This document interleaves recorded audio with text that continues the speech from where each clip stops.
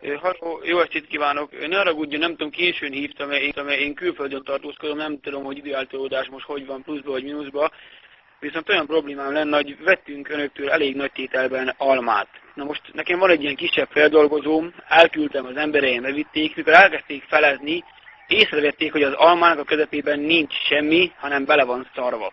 Most ez egy rohadt nagy átbasás volt, arra gondoltam, hogy önnek visszaküldök egy ládával, kóstolja meg és mondja meg, hogy ez na micsoda dolog.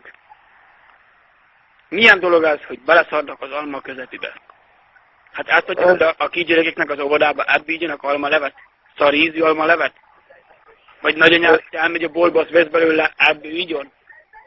Az anyádnak azt a rohadt mocskos, alpári, rohadt betyár, kibaszott, csavargó, vastagbajszú, zsíros fejű cigány kurva anyját, azt. Te. Hát, tőlünk biztos, hogy nem vettek el. Bele volt kulelva az alma közepébe. És még volt benne középen egy bogár is. Némelyikben. Van, amelyikben ilyen negrós papírt találtunk. Hát ez milyen dolog?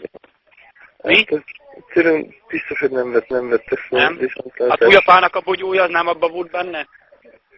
Biztos, hogy nem vettek. Berki Attilának a lábáról a körmöt is megtaláltuk benne. Azt honnan széptétek össze? Azt mondd meg nekem.